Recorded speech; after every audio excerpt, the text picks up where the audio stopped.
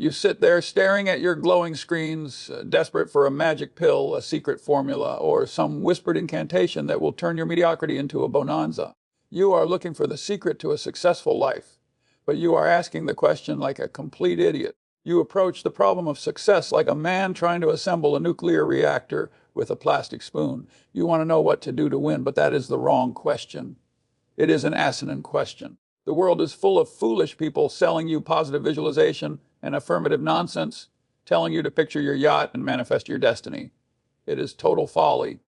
If you want to understand how to survive, let alone thrive in this meat grinder of an economy, you have to stop trying to be smart. Being smart is too hard for you. It is too hard for most people. I have met very few truly smart people in my 99 years, and you are likely not one of them. Instead of trying to be brilliant, you should focus on the much more achievable goal of not being a complete moron. This is the foundation of everything I have built, and it is the concept that the modern educational system, in its infinite capacity for irrelevance, fails to teach you. You are hunting for the secret, but the secret is simply the avoidance of stupidity. It is the avoidance of the standard pathologies that wreck human lives. You want to know how to be a billionaire. Start by not bleeding out from 1,000 self-inflicted cuts. I am not your advisor, but if I were, I would tell you to consider completely reversing your mental engine. This brings us to the mental model of inversion. It is a concept I stole from the great German mathematician Carl Gustav Jacobi, who said, "Invert, always invert." He knew that many hard problems are best solved when they are addressed backward. If you want to help India, you do not ask, "How can I help India?" You ask, "What is doing the most damage to India?" And then you stop doing that. If you want to be happy, you do not ask, "How can I be happy?" You ask, "What will ensure my absolute misery?" And then you avoid those things like the plague. It is algebra. It is basic logic. Yet, you people run around trying to add variables without subtracting the negatives. You are trying to run a marathon while wearing a backpack full of lead bricks, asking for a better running shoe. Take off the bricks, you fool. In the 1986 speech I gave at the Harvard School, which I titled "A Prescription for Misery," I laid this out clearly, yet the world continues to ignore it. If you want to fail, be unreliable. If you want to fail, learn everything from your own terrible experiences rather than the experiences of others. If you want to fail, go down quietly and stay down when you get hit. If you want to fail, resent the success of others. It is so simple, yet you complicate it because your ego demands a complex solution to validate your intelligence. Let us look at the titans of the old world versus the absolute clowns running the show today. Look at John D. Rockefeller or Andrew Carnegie. Look at the early days of Berkshire Hathaway. We did not operate on projections or adjusted EBITDA, which is a phrase that basically means earnings before all the bad stuff happened. That is rat poison. Rockefeller didn't build Standard Oil by dreaming about the price of the stock. He built it by ruthlessly eliminating waste, by picking up the pennies that others left on the floor, and by avoiding the catastrophic risks that wiped out his competitors. He had the discipline of a monk and the killer instinct of a shark. Compare that to the modern CEO, a creature of vanity who spends his time curating his public image and borrowing cheap money to buy back stock at inflated prices to trigger his bonus options. It is disgusting. It is a lollapalooza of incentives gone wrong. The modern fool believes that debt is a tool for growth. The old world giants understood that debt is a dagger pointed at your heart, waiting for you to trip. You look at these tech companies today, burning cash, selling dollars for 80 cents, hoping to make it up on volume, and you call it disruption. I call it insanity. I call it a failure to understand the basic arithmetic of life. You cannot borrow your way to prosperity any more than you can drink yourself sober. I made a mistake once that illustrates this perfectly, and I am going to tell you about it so you can see that even I am capable of stupidity, though I try to limit it to once a decade. It was back in the 1970s. I had the opportunity to buy a massive block of stock in a company called Belridge Oil. It was a clear value play. It was sitting there fat and happy, undervalued by any rational metric. I offered a price. The seller wanted a fraction of a point more, a pittance. I refused to pay up. I stood on my principle. I was being disciplined. I thought I was being smart. That decision, that refusal to pay an extra few pennies per share, cost me an eventual profit of roughly $600 million when the company was later sold to Shell. I was sucking my thumb. I was letting a rigid adherence to a minor detail obscure the massive bonanza staring me in the face. That was a sin of omission. It was a failure of temperament. I was too cheap to be rich. I learned from it, but the tuition was expensive. You will make mistakes, but you must ensure they are not fatal. My mistake was painful, but it didn't wipe me out. Most of you are making mistakes that will wipe you out. You are betting the farm on things you do not understand, leveraging your future on the advice of people who are not your friends. Let's go deeper into the pathology of the modern mind. You are all obsessed with the 3 decisions that determine your life, though you rarely articulate them correctly. If I were forcing you to list them, they would be: 1, who you marry, which is the ultimate partnership and financial merger; 2, where you live, which dictates your opportunities and your peer group; and 3, what you do for a living, which must sit squarely within your circle of competence. Most of you fail all 3. You marry for looks or lust, which is a depreciating asset. You live where it is expensive and trendy rather than where it is sensible. And you work in fields where you have no competitive advantage, fighting wars you cannot win. You are trying to be a concert pianist when you have the hands of a plumber. It is folly. You must invert the career question. Do not ask, what pays the most? Ask, where do I have an unfair advantage? If you are 5'2", do not try to play in the NBA. If you cannot do math, do not go into finance. Stay within your circle of competence. The size of the circle does not matter. Knowing its boundaries is vital. If you step outside that circle, you will get slaughtered by people like me who know exactly where the line is. The most dangerous poison you ingest is not chemical, it is envy. I have said this at the daily journal meetings for years. It is not greed that drives the world, it is envy. Envy is the stupidest of the 7 deadly sins because it is the only one where you can't even have any fun. Gluttony, you get to eat. Lust, you get some pleasure. Envy, you just suffer. You look at your neighbor's car, his wife, his portfolio, and you feel sick. You make financial decisions based on what the idiot next door is doing. Oh, Bob made money in crypto. I should too. Bob is a moron. Bob is going to lose it all in the next cycle. But because you cannot stand Bob making $1 while you sit still, you jump off the cliff with him. This is the herd mentality. This is the madness of crowds. To be successful, you must have a temperament that allows you to stand alone. You must be content to sit on your ass and do nothing for years, waiting for the fat pitch while everyone around you is swinging at bad balls and striking out. You must be able to watch others get rich faster than you by doing stupid things, and you must not care. Can you do that? Probably not. You're too wired for dopamine. You are too addicted to the action. The ancient Stoics understood this. Epictetus, Seneca, Marcus Aurelius, they knew that the external world is chaos and the only fortress is the mind. But you don't read the Stoics. You read Twitter. You read the headlines designed to terrify you or make you greedy. You are feeding your brain junk food and wondering why you have mental diabetes. Inversion teaches us to filter out the noise. If you want wisdom, avoid the news. If you want clarity, avoid the consensus. If you want wealth, avoid the fees and the friction of unnecessary activity. The financial industry is built to extract fees from you. They are not there to help you. They are there to shear the sheep. And you are the sheep. You walk into the shearing shed baying for advice, and they strip you naked. I have said time and time again, show me the incentive and I will show you the outcome. The incentive of your broker is to make you trade. The incentive of the bank is to keep you in debt.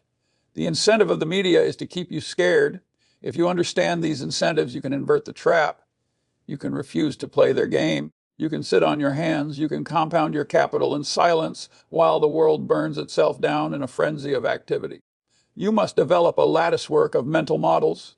You cannot solve problems with a single tool. To the man with a hammer, every problem looks like a nail. You need history, psychology, mathematics, engineering, and biology. You need to understand how systems break. You need to understand the concept of critical mass from physics and apply it to your business. You need to understand compound interest from math and apply it to your relationships. If you are reliable, trust compounds. If you are unreliable, distrust compounds. It is all the same mechanics. But you are lazy. You want the summary. You want the TikTok version of wisdom. There is no TikTok version of wisdom. Wisdom is earned through the pain of discipline and the study of folly. I read biographies of dead people. I want to know how they screwed up. I want to know why the Roman Empire failed. I want to know why Kodak failed. I want to know why smart people do stupid things. That is my hobby, collecting examples of stupidity so I can put a big red X on that path and never walk down it. So here is the first block of the manifesto, the foundation of the fortress. Inversion and avoidance. You do not win by being smarter. You win by being less stupid than the other guy and doing it for a longer period of time. You win by avoiding the zeros. If you multiply any number by 0, the answer is 0. It doesn't matter how big the first number is. You could have talent, energy, connection. and capital. But if you have a zero in integrity or a zero in temperament, the whole equation collapses. The modern world is full of people with high IQs and zero emotional control. They are dangerous. Avoid them. And more importantly, do not be them. Now, go sit in a quiet room and think about all the ways you are currently ruining your own life. List them out. And then, for the love of God, stop doing them. That is the only secret there is. Everything else is just details. You treat time as if it is an infinite resource, spilling it onto the floor like a drunkard spilling cheap wine, unaware that the bottle is almost empty. You are currently operating under the delusion that you have time to figure this out later, that you can waste your 20s and 30s chasing nonsense and then suddenly flip a switch in your 40s to become serious. This is mathematically illiterate. Time is the most ruthless variable in the compounding equation. If you look at the formula for compound interest, time is the exponent, it is the power. If you reduce the time horizon, you do not just linearly reduce the result, you geometrically destroy it. I am 99 years old. I have seen the sand run through the hourglass for nearly a century, and I can tell you that it moves faster than you think. You are a decaying asset. Every morning you wake up, you are one day closer to obsolescence and death. This is not morbid, it is a fact. You must treat your time with the same paranoid miserliness that a dragon treats its gold. If you spend an hour arguing with a stranger on the internet, you have burned a unit of life you can never recover. That hour could have been spent reading a 10K, learning a mental model, or simply thinking. But you hate thinking. Thinking is painful. Pascal said, all of humanity's problems stem from man's inability to sit quietly in a room alone. You are terrifyingly incapable of sitting quietly. You need noise. You need distraction. And while you are distracted, the compound interest clock is ticking against you. I'm not your advisor. But if I were, I would tell you to consider that every decision you make is a trade off against every other possible thing you could be doing. This is the concept of opportunity cost. It is the most important concept in economics, and yet you ignore it every day. In life, you have a limited number of slots. You have a limited amount of capital, a limited amount of energy, and a limited amount of time. Therefore, every time you say yes to a mediocre idea, you are implicitly saying no to a great idea. You fill your portfolio with garbage stocks because you are impatient. And when the great opportunity finally walks through the door, you have no cash to buy it. You fill your schedule with mediocre people. And when the genius walks in, you have no time to meet them. You must be a ruthless filter. If a new idea is not better than your current best idea, it goes in the trash immediately. Do not analyze it. Do not dither. If it does not beat your top holding, it is irrelevant. This is how I filter the world. I have 3 baskets in, out, and too hard. 99% of everything goes into too hard or out. My desk is not cluttered with possibilities. It is clean because I know that almost everything is waste. You, on the other hand, are a hoarder of mediocrity. You collect options like a squirrel collects bad nuts, afraid to let go of anything, and as a result, you end up with nothing of value. Let us discuss the fat pitch. I have spoken about this ad nauseum, yet you still swing at everything. Investing is not like baseball in one crucial way in baseball. If you don't swing at a pitch in the strike zone, the umpire calls a strike. In investing, there are no called strikes. You can stand at the plate, bat on your shoulder for days, months, or years. The market can throw you General Motors at 40 and you can stand there. It can throw you U.S. Steel at 30 and you can stand there. You do not have to swing. You can wait for the pitcher to lose his mind, or for the market to panic and throw you a fat, slow pitch right down the middle, Coca-Cola at a PRE of 10 or Apple after a crash. And then, and only then, do you swing. And when you swing with all your might. You swing for the fences. But you don't do that. You are hyperactive. You feel the need to do something. You think activity equals productivity. It does not. In this game, activity usually equals fees, taxes, and mistakes. The big money is not in the buying and the selling, but in the waiting. It is the sit on your ass investing style. It requires a temperament that most of you simply do not possess. You have the attention span of a gnat on amphetamines. You check your portfolio every hour. Why? Has the value of the business changed in an hour? No. Only the price has changed. And the price is just a signal from a bipolar neighbor. I mentioned my mistake with Belridge Oil earlier, where I was too cheap. But let me tell you about a different kind of mistake, a mistake of opportunity cost that cost Berkshire Hathaway billions of dollars. This was a sin of omission. It was the failure to buy Walmart. It was right there in front of me. I knew the model. I knew retail. I had seen what Sam Walton was doing. He was a fanatic. He was running a better system than anyone else. He was destroying the competition with efficiency and logistics. It was a lollapalooza of competitive advantages. And yet I did nothing. I sucked my thumb. I looked at the price, and it seemed a little high at the time, or I was distracted by other things. I failed to act on a certainty. I let the opportunity drift by. This was back in the 1970s and 80s. If I had bought a meaningful stake in Walmart then and just held it, the difference to Berkshire's current book value would be astronomical. We are talking about a mistake worth easily 10 billion or more. That is a lot of money to lose by simply doing nothing. The accounting books do not show a loss. My accountant didn't write down lost 10 billion in the ledger. But in my head, the loss is real. It is the ghost of the wealth that should have been there. Opportunity cost is the invisible ledger that tracks your stupidity. This brings us back to the algebra of your life. You need to understand that you only need a few good ideas to get rich. I have said that if you took the top 15 decisions out of Berkshire Hathaway's history, we would be a pretty average company. Just 15 decisions in 60 years. That is one good decision every 4 years. Can you wait 4 years for a good idea? Or do you need to gamble on weekly options because you are bored? The boredom is the filter. The boredom is what separates the wealthy from the gamblers. You must learn to love the boredom. You must learn to look at a screen of ticking numbers and feel absolutely nothing until the moment the math screams at you to act. And when it screams, you must have the liquidity and the courage to bet heavy. This is the Kelly criterion of life. When the odds are overwhelmingly in your favor, you bet big. When they are not, you don't bet at all. Most of you are betting small amounts on bad odds all day long. You are slowly bleeding to death via friction. You are paying the spread to the market makers and the fees to the brokers, and you are calling it investing. It is not investing, it is entertainment, and it is very expensive entertainment. You must invert your view of risk.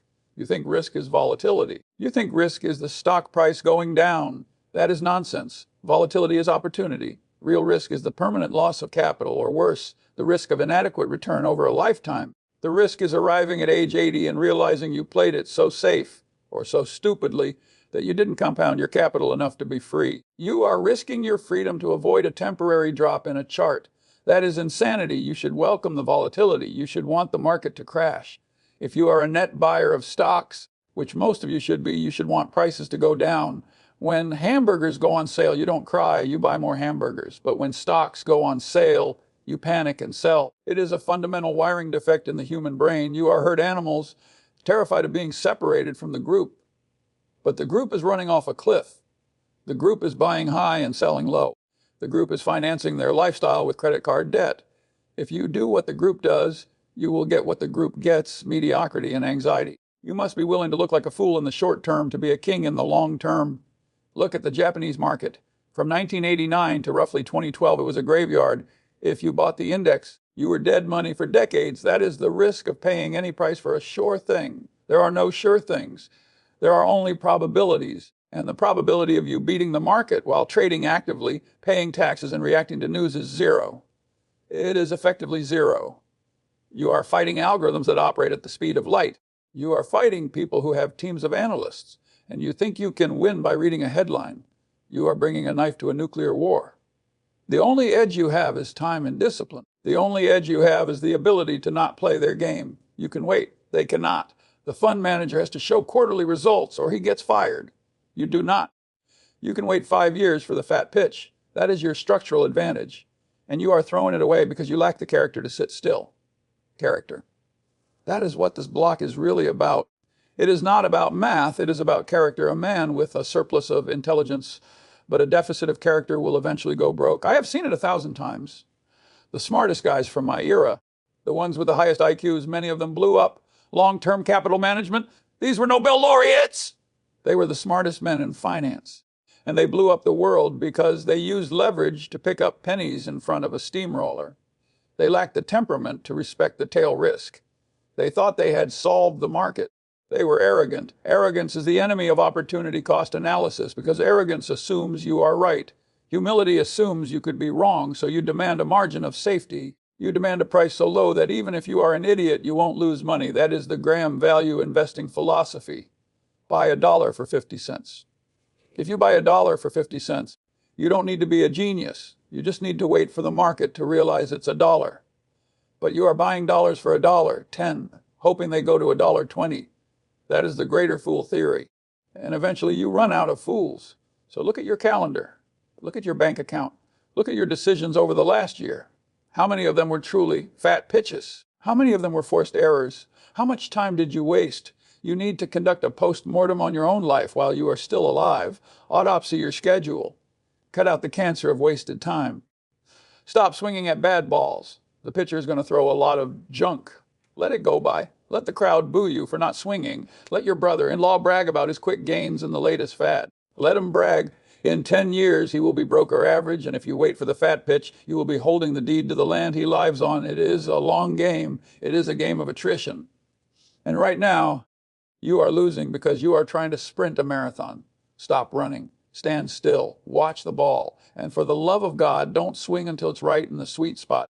You are drowning in information but starving for wisdom. And the reason is that you cannot distinguish between true knowledge and what I call Shafir knowledge. There is a story about Max Planck, the Nobel Prize winning physicist. After he won the prize, he went around Germany giving the same speech on quantum mechanics. His chauffeur drove him to every engagement and memorized the speech perfectly. One day, the chauffeur said, "Professor Planck, it must be boring giving the same speech.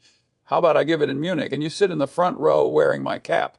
Planck agreed. The chauffeur gave the speech flawlessly, but then a physicist in the back stood up and asked a devastatingly complex question. The chauffeur didn't panic. He looked at the man and said, "I am surprised to hear such an elementary question in an advanced city like Munich.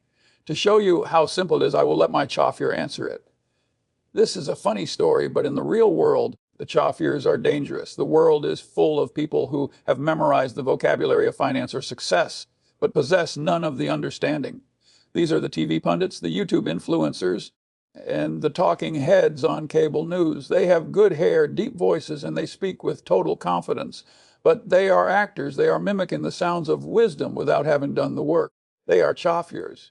And you, in your laziness, are letting the chauffeur drive your car. You must learn to ignore these people with extreme prejudice. They are not fiduciaries. They are entertainers. Their job is not to make you rich. Their job is to keep your eyes glued to the screen so they can sell ads for pharmaceuticals and gold coins. If you listen to a man who makes his living by predicting the macroeconomy, you are listening to a charlatan. No one knows what the economy will do. I don't know. Warren doesn't know. The Federal Reserve certainly doesn't know, yet you hang on their every word as if they are oracles. Stop it. It is undignified. You must retreat into your circle of competence. This is a concept I have hammered on for decades. You have to know what you know, and more importantly, what you do not know. The size of the circle does not matter. You can have a very small circle. You can be an expert in local real estate in Omaha or an expert in the franchise economics of fast food taco stands. If you stay strictly within that circle, you will do very well. The moment you step outside of it, because you saw someone else making money in tech stocks or crypto, or because a talking head told you to buy emerging markets, you are gambling. You are a patsy at the poker table. Inside your circle, you are a predator. Outside your circle, you are prey. I am not your advisor, but if I were, I would tell you to consider that knowing the edge of your competency is more valuable than the competency itself. Tom Watson, the founder of IBM, said, "I'm no genius. I'm smart in spots, and I stay around those spots. That is the secret. I have made a fortune by simply saying, I don't know, to 99% of the opportunities brought to me. Biotech. I don't understand it. Put it in the too hard pile. Social media trends, too hard. I focus on the simple, the durable, the inevitable. I look for businesses that a complete idiot could run because eventually one will. You, however, feel the need to have an opinion on everything. You think you need to understand AI and EVs and the geopolitical situation in Ukraine. You don't. You are spreading your intellect so thin it is transparent. You are engaging in what I call social proof thinking, believing that if many people are doing something, it must be right. This is how bubbles form. This is how civilizations collapse. You must build a fortress of deserved trust around yourself, and that starts with being honest about your own ignorance. If you don't know, say, I don't know. It is the most powerful phrase in the English language. This brings us to the currency of the realm trust. A successful life is built on a seamless web of deserved trust. If you are unreliable, you are toast. I don't care how smart you are, how high your IQ is, or how many degrees you have from Harvard. If I cannot trust you to do what you say you will do, I will not do business with you. I will not hire you, and I will not marry you. You must be reliable. Reliability is the rarest commodity in the modern world. Everyone is flaking, ghosting, and pivoting. If you simply show up, do the work, and keep your word, you are already in the top 1% of humanity. It is a Lollapalooza effect. When you are reliable, people bring you opportunities. You don't have to hunt for they land on your doorstep because people know you are a safe pair of hands. The inverse is also true. If you are unreliable, you attract toxic people.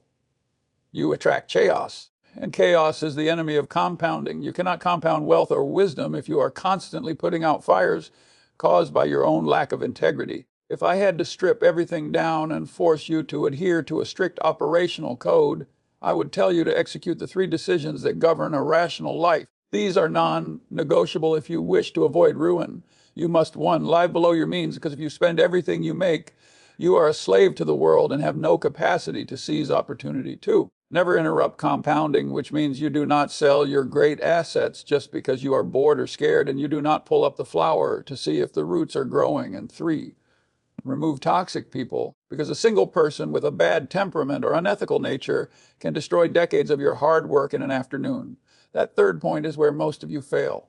You tolerate fools. You tolerate dishonest partners because they are fun or connected. It is a fatal error. You must excise them like a tumor. It is better to be alone than to be in a partnership with a man who has a flexible relationship with the truth. This life is long, and it is difficult, and it is full of traps. The modern world is engineered to make you fail. It is engineered to make you spend, borrow, and envy. The marketing departments of the world have hired psychologists to hack your brain, to make you feel inadequate so you will buy their junk. You are fighting a war against your own biology and against an army of professionals trying to separate you from your money. The only way to win is to opt out of the madness. You must become a learning machine. You must go to bed every night a little wiser than you were when you woke up. If you do that for 50 years, you will be amazed at where you end up. It is not a sprint. It is a slow, grinding ascent. You will stumble. You will make mistakes. I have made them. Warren has made them. But we survived them because we had a margin of safety, and we never risked what we had and needed for what we didn't have and didn't need. That is the definition of stupidity. To risk your reputation or your life savings for a little extra return, it is madness.